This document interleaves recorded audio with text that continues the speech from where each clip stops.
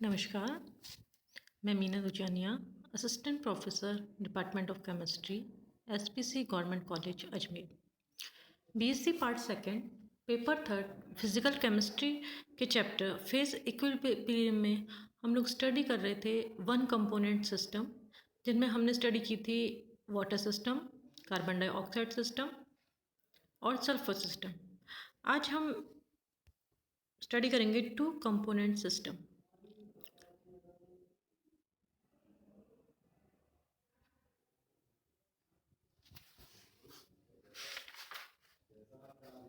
To component system जैसा कि चांदी सीसा तंत्र, पोटेशियम आयोडाइड जल तंत्र, एनालिन हेक्सेन तंत्र आदि को हम द्विघटक तंत्र या टू कंपोनेंट सिस्टम कहते हैं।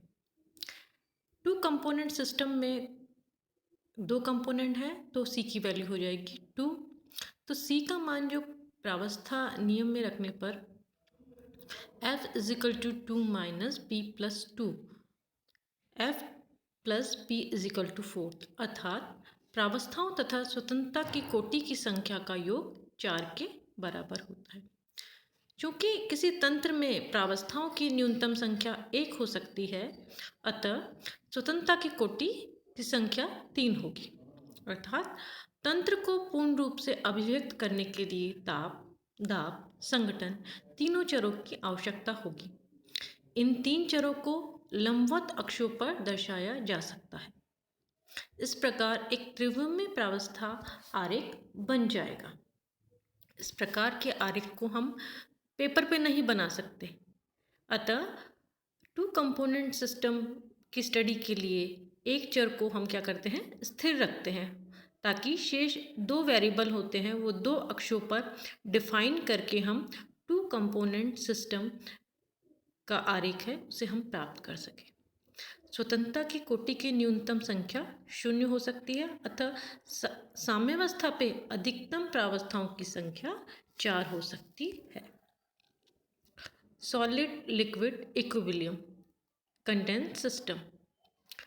टू कंपोनेंट सिस्टम में 5 प्रकार की प्रावस्थाएं संभव है। कौन कौन से प्रावस्थाएं? ठोस ठोस, ठोस द्रव, ठोस गैस, द्रव गैस एवं द्रव द्रव साम्य में। परंतु सबसे जो इम्पोर्टेंट बात है वो है कि ठोस और द्रव साम्य में। चांदी सीसा जो सिस्टम है, लेड सिल्वर, वो इसी श्रेणी का तंत्र है। इस प्रकार के जो साम्य होते हैं उस पर दाब का जो प्रभाव होता है वो नेग्जिबल होता है।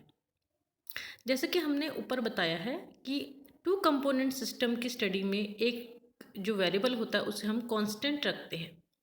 तो लिक्विड और सॉलिड जो साम्य में प्रेशर को हम कांस्टेंट रखते हैं, तो इससे क्या होता है कि जो सिस्टम की स्टडी करना वो हमें आसान हो जाता है। वे तंत्र जिनमें दाब स्थिर रखा जाता है, वाष्प प्रावस्थाओं की उपेक्षा की जाती है, उन्हें संघनित तंत्र या कंडेंस सिस्टम कहते हैं। जो कंडेंस सिस्टम की स्टडी के लिए प्रावस्था नियम का कुछ संशोधन करना होता है, क्योंकि एक वेरिएबल, कौन सा वेरिएबल, जो प्रेशर होता है उसे हम कांस्टेंट रखते हैं, अतः जो स्वतंत्रता की जो कोटि होती है, डिग्री ऑफ फ्रीडम की जो संख्या होती है में एक कमी हो जाती है। किस तरह से कमी हो जाती है डिग्री ऑफ फ्रीडम में? F = C - P + 2 या F = C - P + 1, तो F + P = C + 1। तो प्रावस्थाओं का जो संशोधित रूप है जिसका संघनित तंत्रों के अध्ययन का उपयोग किया जाता है, तथा इस जो इक्वेशन होता है उसे हम कहते हैं रिड्यूस फेस रूल इक्वेशन, समानित प्रावस्था नियम समीकरण। संघनित तंत्र में पदार्थ को केवल कंडेंस प्रावस्थाएं, सॉलिड और लिक्विड ही होते हैं। वाष्प जो फेसेस होती हैं उसकी हम उपेक्षा करते हैं। सबसे पहला जो हम टू कंपोनेंट सिस्टम की स्टडी करेंगे वो है लेड सिल्वर सिस्टम, शीशा रजत सिस्टम। ये टू कंपोनेंट सिस्टम है। इसमें जो लेड और सिल्वर है वो द्रव अवस्था में पूर्णतः मिश्रित होती हैं। ये आपस में कोई रासायनिक क्रिया करके कोई कंपाउंड नहीं बनाती हैं। इस डायग्राम में जैसा कि आप देख पा रहे हैं, एक्स एक्सिस पे हमने द्रव अवस्थाओं का संगठन लिया है और वाई पे हमने टेम्परेचर के बीच में ग्राफ प्लॉट किया है। जो संपूर्ण सिस्टम है उसमें हमने क्या कांस्टेंट रखा है, उसमें हमने प्रेशर कांस्टेंट रखा है।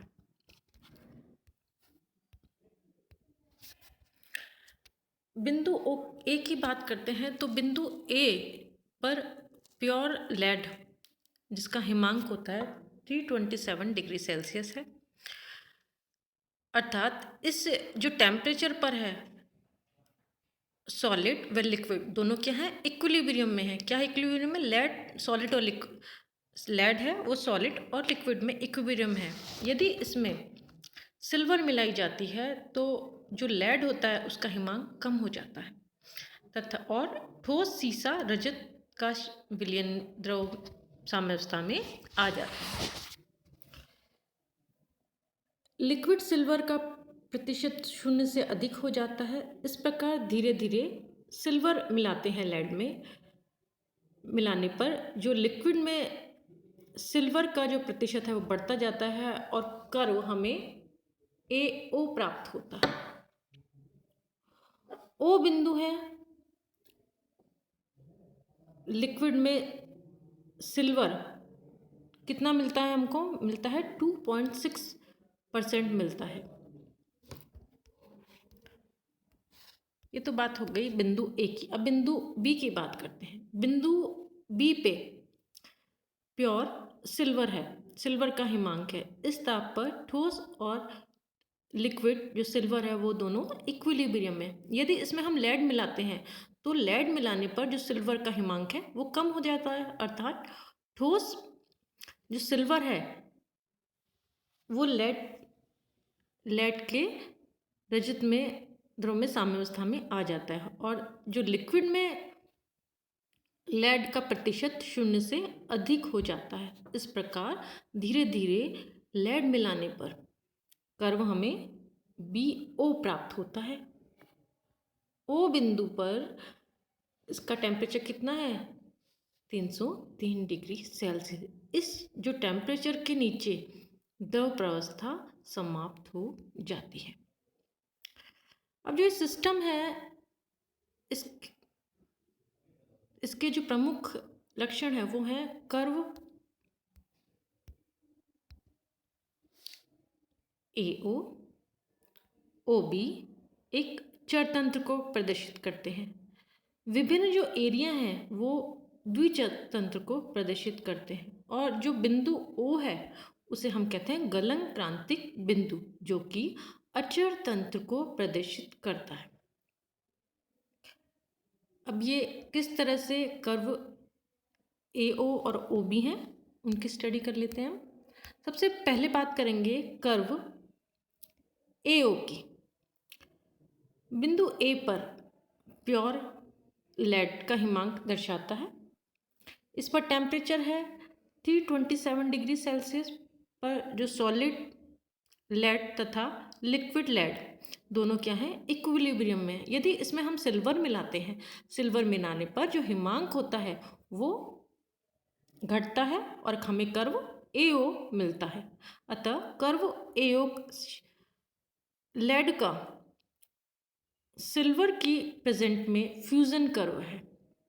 इस कर्व पर सॉलिड लेड और लिक्विड साम्यावस्था में होते हैं।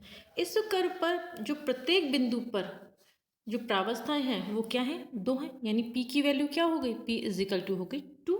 कंपोनेंट भी यहाँ हो गए 2। अतः जो हमारा इक्वेशन है उस पर रखने पर, कंपोनेंट और फेसेस को रखने पर जो डिग्री ऑफ फ्रीडम की वैल्यू आएगी, डिग्री ऑफ फ्रीडम आ जाएगा F = 1। तो AO कर्व क्या है, एक चरतंत्र को प्रदर्शित करता है। नेक्स्ट कर्व की बात करते हैं, कर्व BO की। B पर बिंदु है वो क्या है, प्योर लेड का हिमांक है। इसका टेम्परेचर है 961 पर ठोस रजत और द्रव रजत वो क्या है, इक्विलिब्रियम में है। यदि इसमें हम क्या मिलाते हैं, लेड मिलाते हैं, तो लेड मिलाने पर जो हिमांक है वो घटता है और घट के बीओ कर्व हमें प्राप्त होता है। अतः जो कर्व बीओ है उस वो रजत का शीशे की उपस्थिति में फ्यूजन कर्व कहलाता है। इस पर सॉलिड, सिल्वर और लिक्विड दोनों क्या होते हैं, वो इक्विलिब्रियम में होते हैं। अतः इसके प्रत्येक बिंदु पर फेसिस और कंपाउंड कितने हैं, 2 है, तो डिग्री ऑफ फ्रीडम हो जाएगा 1। तो इसी प्रकार जो कर्व बीओ है वो भी एक चर तंत्र को प्रदर्शित करता है। Thank you.